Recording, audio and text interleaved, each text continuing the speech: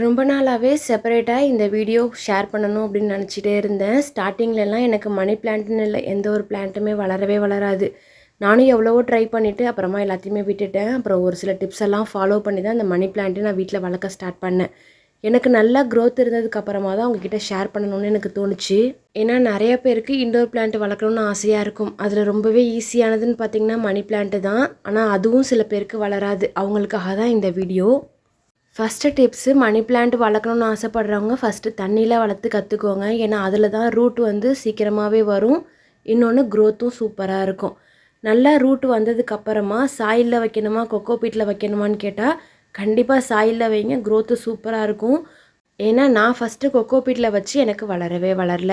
Daily water spray பண்ணிவிடுங்க. தண்ணியில் வச்சுருக்கிற மணி பிளான்ட்டுக்கு 2 டேஸ் ஒன்ஸ் வாட்டர் சேஞ்ச் பண்ணிவிடுங்க. வீக்லி ஒன்ஸ் சன்லைட்டில் வச்சு எடுத்திங்கனாலே மணி பிளான்ட்டோட க்ரோத் ரொம்ப சூப்பராக இருக்கும்.